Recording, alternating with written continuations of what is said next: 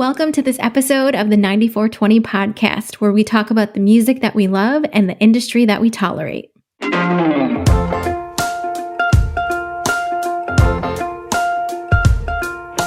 truth is, I don't think about you. I don't see your face in every stranger on the street. The truth is, I don't really miss you.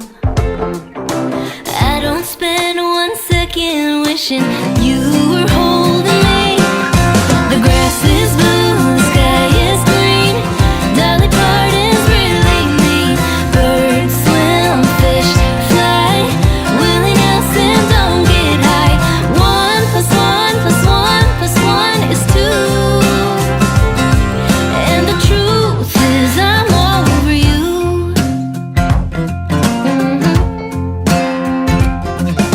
The truth is I've never been happier. I don't ask my friends to find out if you ask about me. The truth is I'm better now, I'm better off. I'd never go back to you, even if you begged me, baby, please. The grass is blue, the sky is green. Dolly Parton's really mean. Birds swim, fish fly. Willie Nelson don't get high. 1 plus 1 plus 1 plus 1 is 2. And the truth is I'm over you.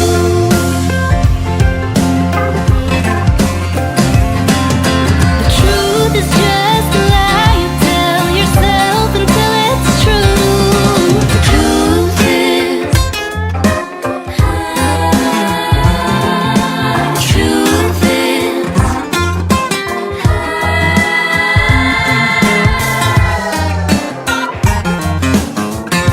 until I'm over you.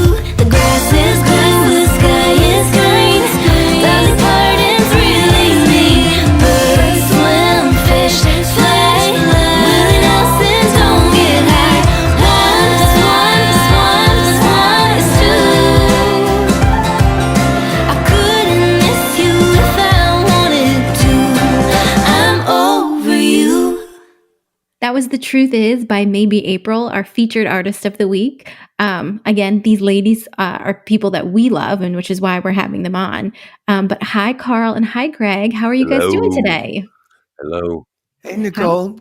Happy Mother's Day, by the way, Day. Nicole. Thank you. Thank you. Happy Mother's Day to your wife, too, Greg. It is a very special day for everyone, I Is believe. this your second Mother's Day? This is my second Mother's Day, yes. Okay. hmm What did Kenzie get you? She gave me a nap, so that's good. Oh, that's cool. And I heard maybe she's working on giving you that gift of potty training, right? We're working on it. It is a tried and true long game that we're playing right now. We're not trying to get it done super quick, but we're almost there. Getting back to maybe April, and I love them. They did a campaign with Ben Twango a few years back.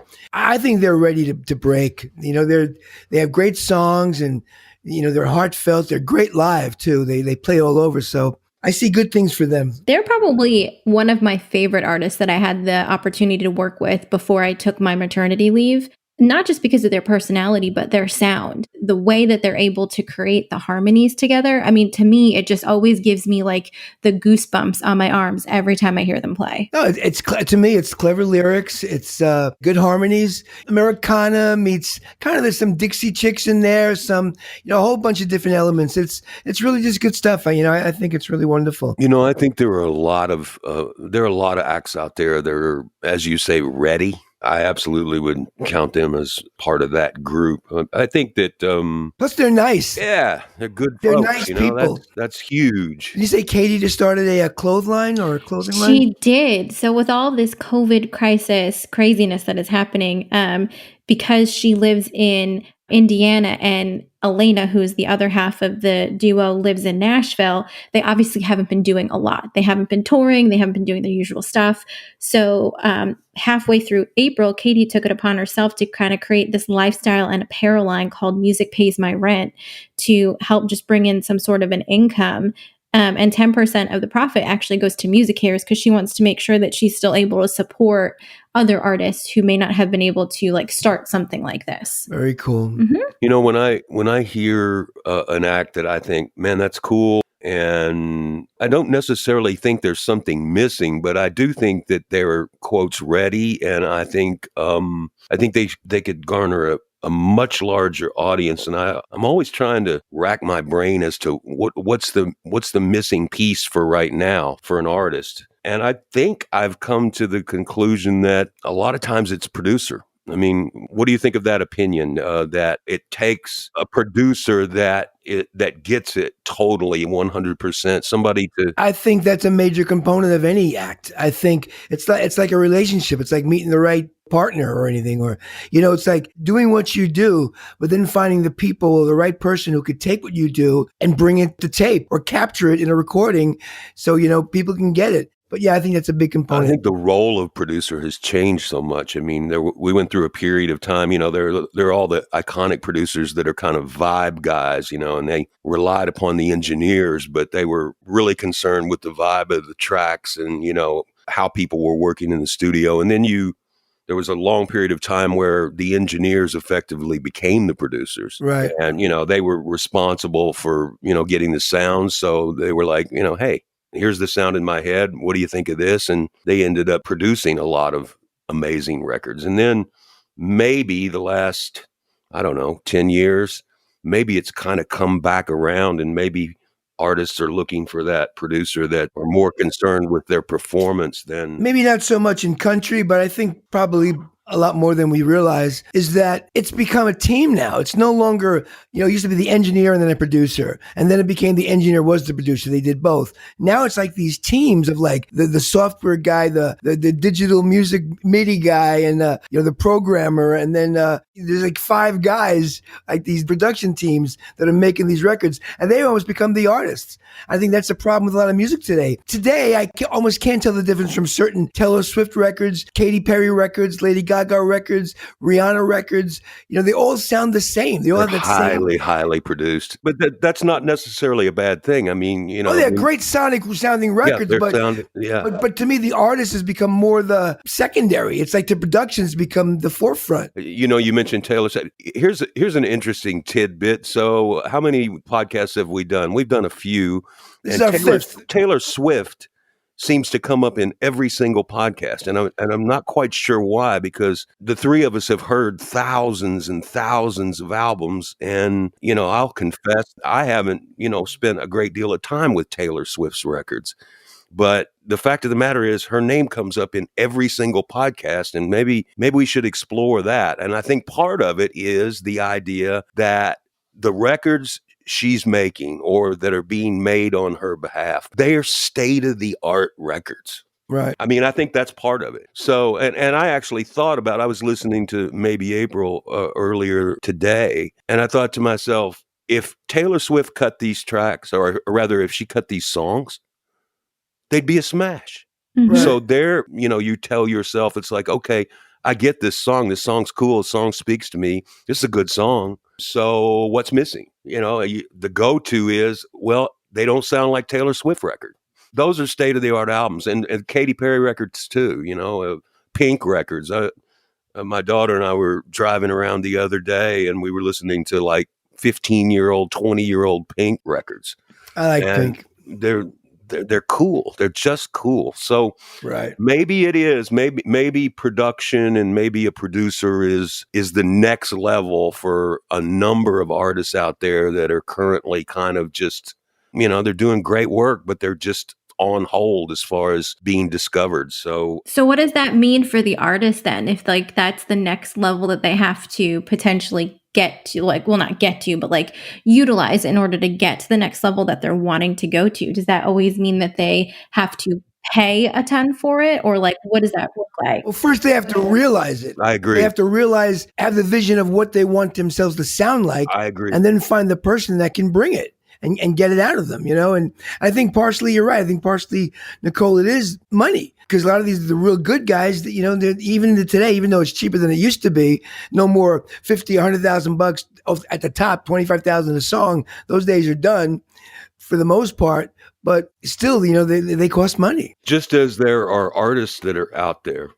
ready, I think there are all actually producers out there that are ready too. Right. And so I always thought that was how it should be. Finding those folks. To me, I always felt with any artist, going back to whenever, every great artist, the producer broke with them. I think with a lot of these guys, when they go for name producers, it's a mistake sometimes because they already did their thing. Sometimes it's better for a young producer to match up with a young artist, and together they make their name. Yep. Yeah, really. I mean, really, it just sounds like it comes down to the relationship that the producer and the artist have together once the artist actually has the vision of how they want to sound. Yeah, so let's hear another tune from maybe April. Let's do Already Gone. That's probably, I like it a lot. I like that tune a lot. It's really cool. It's from their latest album, The Other Side. Yes.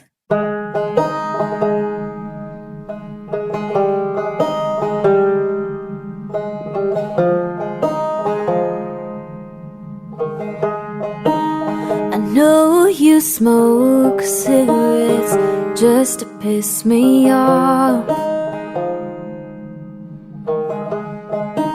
So go ahead and draw it in, 'cause tonight they're all you've got. I'm tired of being second best to anything that gets you higher than I can. Don't you wanna love something that can really love you back? I can really love you back. Oh, why can't I be where you hurt me? Enough at the end of a good or a bad day, when something else comes along. I know you'll be gone, then you come back like it never even happened. 'Cause every step you take back to me is one you're gonna make to leave again. I miss you like you're already gone.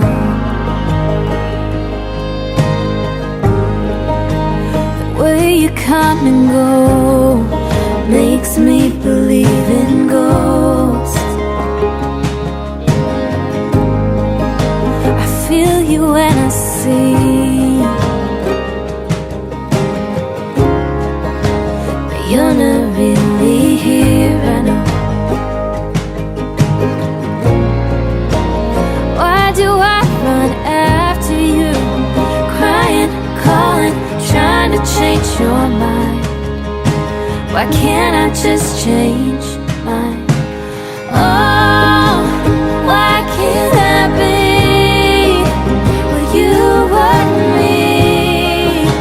Enough at the end of a good or a bad day, when something else comes along. I know you'll be gone, then you come back like it never even happened. But every step you take back to me is one you're gonna make to leave again. I miss you like you're already gone. You say that I saved you, but I couldn't save us. Oh, I'll never be what you owed me. Enough at the end of a good or a bad day, when something else comes along. You'll always be gone. Don't come back like it never even happened. 'Cause every step you take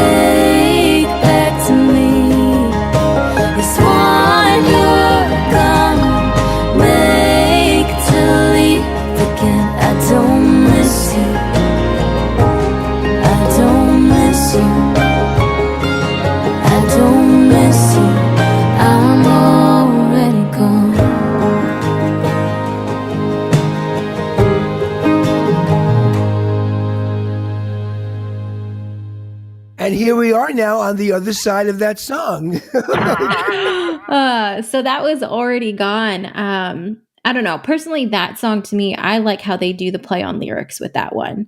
To me, the way that they say, the way you come and go makes me believe in a ghost. That just like pulls me in immediately because it's just, to me, it's relatable on a different level, probably. But I personally really like that song a lot. Seems to be the topic for, I don't want to sound, but so many, female writers and always seem to write about how men kind of suck. Well, so for them, and just because they are younger, but like the experiences that they've written about, they've already went through it or they're going through it right now. And when you, like as a female, if you're going through it, you just relate to it more. Right. Like it's like even with Truth Is and Already Gone and the other track that we'll play at the end of this, I mean, for me, I relate to it because it brings me immediately back to whatever they're talking about, whether it's a breakup that I went through that was really bad or the fact that I was in a relationship I shouldn't have been in. So like their lyrics just play to more female Right. They articulate it in a cool way. They do. And I mean, men do suck sometimes. So anyway, but Greg had a cool idea. You were talking about today being Mother and about, music. I don't know about you, but we kind of form our initial musical tastes sometimes through our parents. Don't you think? Young people in their 20s, teens are walking around listening to like the Eagles or the Stones. And how do they know about that stuff? Probably because their parents played those records when they were young and they grew into it. So yeah, well, I've been thinking a lot about my mom today. I mean, she was a fantastic person. She's gone now, but and I started thinking about the idea that music has framed my entire life. So did I get that from her or from my parents? The fact of the matter is that my father was extremely musical. He was kind of a prodigy player. They used to call it playing by ear, but he could sit down at a piano or sit down to an organ that he bought, and he could literally play anything by ear. It was fascinating to see. And when I started becoming a musician when I was a kid, he bought me a set of Ludwig drums that would probably now pay a few mortgage payments if I still had them and I wanted to let go of them. But he bought me an old set of Ludwig drums, and we would sit in the TV room, and he had one of these silly Lowry circa mid-70s organs with the volume pedal, and it actually had bass pedals down below. And he would sit and we would play for hours, and it was just amazing to watch. He could literally play anything. So he was really kind of the biggest musical influence in my upbringing. But I was thinking today about Mom and about what her tastes were and whether or not I got anything, from her as far as love of music or inspiration to keep music in my life. It's funny. She had a very, very kind of a commercial taste, right? So I don't think I ever saw my mother purchase a piece of music. She never bought an album or a record. They play the radio. Right. Yeah. I mean, I think she kind of listened to the radio. I mean, she had artists that she loved. She was a huge Tom Jones fan. I went with my mom to see Tom Jones at West Bay Music Fair. Isn't that incredible? So your mom was a Tom Jones fan too? As a matter of fact, she actually preferred Engelbert Humperdinck. I can't believe you said that because my mom was a big Engelbert Humperdinck fan too. And Nicole, you're probably going to be lost on these references. Not as lost as you think I would be. So. Okay, cool. My mother's she had a few favorite songs, and one was "My Love" by Petula Clark. I hear that song, I cry. It was that, "Elusive Butterfly" by Bob Lynn. And she loved Hang On Sloopy. Those are her three biggest songs. My mom went through a period where she was really into Marty Robbins, which is, in retrospect, really cool now. Because if I go back and listen to Marty Robbins, it reminds me of her. Her favorite song was kind of a 50s hit. I'm trying to think. I'm thinking, I don't know who did the iconic version, maybe the Four Lads or something, but it was an old song called "Love Is a Mini Splendored Thing." It's a great song, very dramatic and orchestrated and interesting, but the lyric is pretty crazy, pretty magical in the last verse. Andy Williams. Yeah. Well, I mean, tons of people cut it. The definitive version, I think, is 4 lads, but we'll have to go back and check, and we can stick it in the show notes. But I mean, it's like the lyric is ridiculous. Once on a high and windy hill, two lovers something and kissed and the world stood still. It's crazy stuff. But here's something silly. Another one of my stupid stories. I have an Andy Williams story, Oh, I do too. I want to tell my Andy Williams story. Well, I'll tell my silly one first, and you can tell your more sensible one. Mine was, it's not even mine. It's a story that a friend of mine told me, that she was in Duane Reade or CVS one day, and there was this old gentleman about 10 years ago in a sweater, in front of her online, right? And she did some on the shoulder. He goes, "Excuse me, sir." She goes, "Yes." He goes, "You look so much like Andy Williams." And he goes, "I am Andy Williams." That's so cool. So it was kind of funny. So yeah, that's so cool.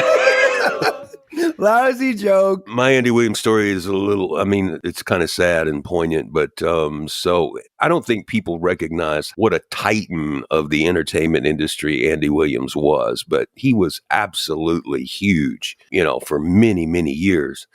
And so I don't recall what year it is. I need to go back and check, but I guess about 15 years ago, maybe less, I went out to the Grammys. They had, this giant red carpet with a tent over the top, and, kind of everybody files in, and then everybody files out after the show.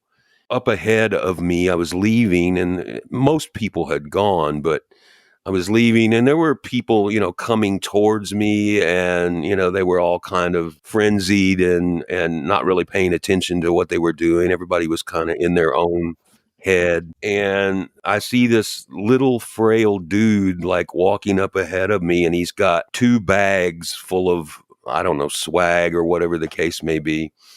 And so trying to get around him. And so I get around him, and we get to the place where the cars are coming up to pick folks up. And I look behind me, and it's Andy Williams. And, I'm a big Andy Williams fan. So I said, "Mr. Williams, did you enjoy the show?" And he says, yes, very much. And I said, yeah, it was a long walk back to this parking lot, right? And he's like, "Yeah, but I made it." And I thought to myself, there were a bunch of people clamoring around, kind of pushing and shoving a little bit at some point. And I thought to myself, I'm the only guy standing on this red carpet that knows who this guy is. And it was who cared, right? Or who cared, right? And, I thanked him for all the years of incredible work that he had done. And he was like, "Well, thank you very much." Yeah, there you go. So, and then he got picked up by some person in a Prius, and off he went. I helped him with the bag. I agree. I think we live in a very disposable society. I think exactly. Well, that happened to me. I had a similar kind of story when I bumped into Paul Williams a few years back, at LaGuardia. Nobody knew who he was, and he looked kind of lost. I went up to him and says, "You need help?" He goes, "How do you get?" And I just remember talking to him for 10 minutes, and you know what a big fan of Paul Williams I am. Oh yeah, and then after that, I'd seen that cool documentary he did. There's an extraordinary documentary. If you haven't seen it, it's called "Still Alive." Right, or is it Paul Williams Dead? Check it out. Right. You forget, again, we'll date ourselves, but he was huge. Not only did he write all those Carpenter songs, all those great songs, Three Dog Night, but he was like on Love Boat, always on Johnny Carson. He was on all those TV shows. We should do a podcast dedicated to Paul Williams, because it should be a 3-hour podcast. Yeah, I don't think many people know, but he's the head of ASCAP right now. Correct? Yep, he's a very smart guy. So Nicole, we've been spending a few minutes in the time warp here, so I'm going to be interested to hear what kind of music your mom liked. It's interesting because no one in my family, so like mother, father, grandfather, grandparents, or anyone like that, really was a music person. And my mother basically always had the radio on. No matter where we were, from the time we woke up until we got home from school, the radio was on. And she, to this day, will still listen to Elvis Duran and the Z Morning Zoo, or whatever it's called now, Wow. in New York. And she is a diehard. If that is not on when we wake up and she's not listening to it, she's not happy. So we were kind of influenced more by the mainstream sounds that were coming out, because that's the only exposure we really had. And we discovered new music that way, which is kind of crazy because that's not how you guys discover new music. Right. But it's interesting because knowing what they play on the mainstream radio now and being a mom, I would never let my daughter listen to it. It's just, to me, it's not appealing anymore. It's when I feel like I, as a listener, have evolved and I just don't enjoy what they're playing on the radio. I enjoy finding the things on Spotify and just finding artists and discovering them and being able to follow them, as opposed to listening to them on the radio. My mom, however, still does. And it's funny because now that we're grown and we have kids and we're kind of starting to influence them and how they learn music and what we would like to allow them to do with that. I mean, my daughter's not even 2 yet, but she loves to just hear music. I, as a daughter, am now influencing my mother's music. And she appreciates that. Yeah, she appreciates that now because she's not someone to sit down and take the time and look for things. And I'll send her songs and say, hey, listen, I think you'll like this. Or these artists are really great. They're local. Look them up. And that's kind of, yeah. And it's kind Pretty of how cool. People have talked about this for years, but there's one theory out there that what we heard and what we consumed when we were 10 years old is basically the stuff that we revert back to when we get into our third act. And if I think about that, I was 10 years old in 1970. And that's absolutely where my ear has gone for the last 5 or 6 years is, 69, 70, 71, 72, 73, all of the 70s and, some kind of weird, obscure garage stuff from the 60s. That kind of segues us nicely into the last song by Maybe April. yeah. A song called You Were My Young, about, being younger. And There you have it.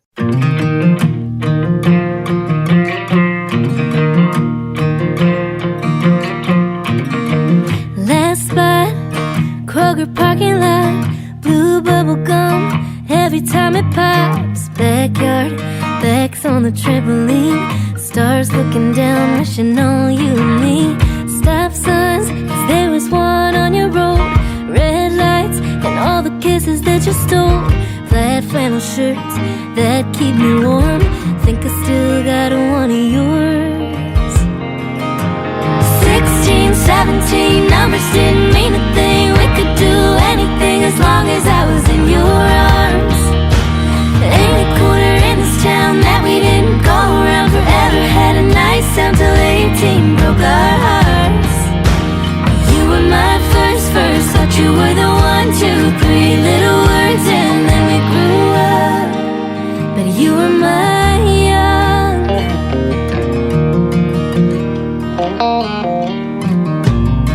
I used to think 23 was old. I used to think I'd never let you go. Used to think I got it wrong. Isn't that just what you thought? At 16, 17, numbers didn't mean a thing. We could do anything as long as I was in your arms. Ain't a corner in this town that we didn't go around forever. Had a nice sound till 18 broke our hearts. You were my first, thought you were the 1, 2, 3 little words, and then we grew up. But you were my young, you were my gone last. You were a promise ring that I still have, so I still have. 16, 17, 16, 17, 16, 17, numbers didn't mean a thing. We could do anything as long as I was in your arms. Ain't a corner in this town that we didn't go around forever. Had a nice sound till 18 broke our hearts. You were my first,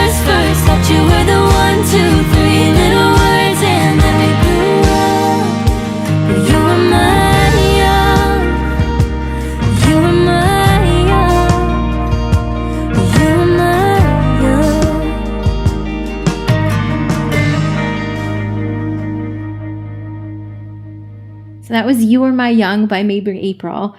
This song for me, honestly, it brings me just back to high school and like the relationships I had and how really at the end of the day, like you just didn't see past it. Like you really thought in that moment It was forever. when you were dating, like that was it. Like this, there's nothing but this and it's only going to be this. And Well, I like her line. Yeah, 16, 17 numbers didn't mean a thing. Yeah, it's cool. yeah. So I don't know. This song just plays to my my high school boyfriends and the fact that I definitely am happy I'm not with them now. But that's what a song should do. A song, I guess at its best, can bring you to a moment. Am I correct, Greg? Like I feel that way. And then, of course, when you hear something in real time and then, 10, 15, 20 years later, you hear it again, if you're lucky enough, sometimes it takes you back there, So people listen nostalgically. I know you accuse me of being like completely obsessed with nostalgia, but I'm totally nostalgic yeah, when it comes to music.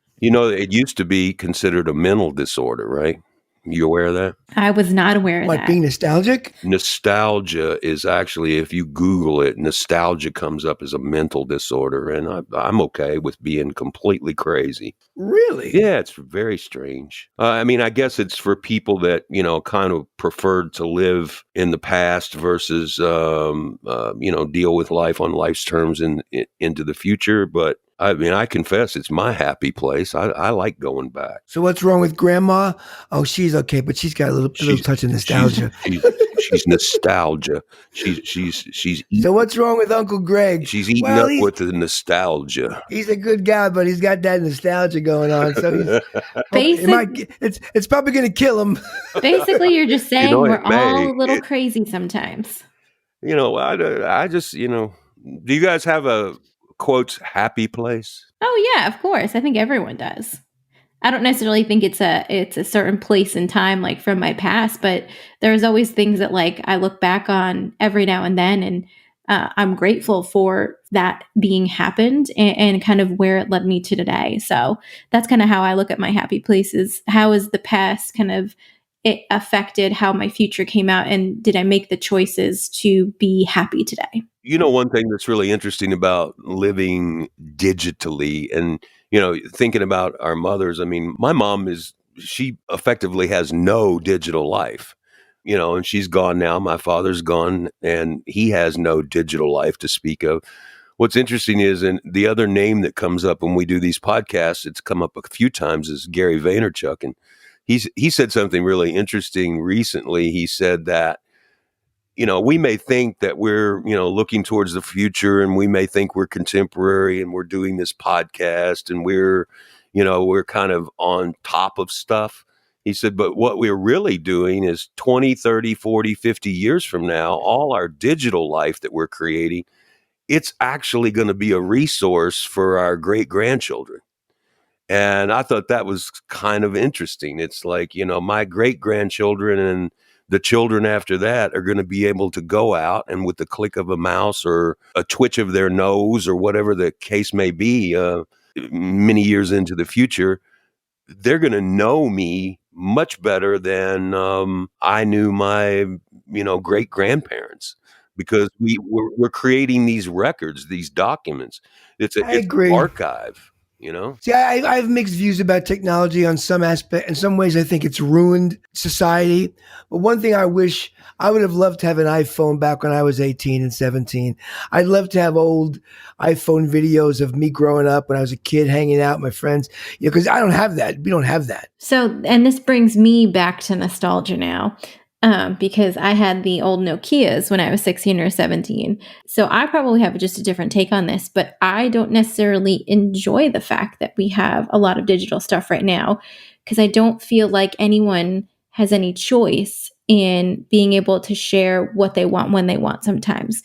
It's almost like a little bit of a demand of society. And I mean, this is just thinking about my daughter too, and wanting her to choose like what videos we take, what videos we send, and whatnot. But for me, I actually enjoy looking at pictures and things that are a little bit older that maybe doesn't necessarily pinpoint exactly what was going on in that moment, but gives you the like a little bit of the context of it. I would have loved to see videos of me at 5 going, so Carl, what do you think of the world? And have me sitting there talking, a ponce little 5-year-old kid, and see the stupid stuff I said. I'd love to have that. You know, I know my nephews have that. They have videos of them doing that. So, you know, it would anyway. But we're getting we're getting lost. Yeah, we're getting lost in there's this. Nothing wrong with getting touchy feely and. Well, I think we're coming down on a bit of that nostalgia, so we better. Hey, this is the Mother's Day special. So okay, well, I think we should say goodbye. Goodbye. Goodbye, everybody. Goodbye, everyone. Goodbye. And Happy Mother's Day out there. Happy Mother's Day to everyone. So for everyone listening, remember to go to the number 94 and the letters 20, TWENTY.com for this episode and show notes and more. And make sure that you subscribe on the devices that you have so that you get these episodes in real time and do not miss out on anything. And we'll talk to you guys next week. Take care. Bye-bye. Bye.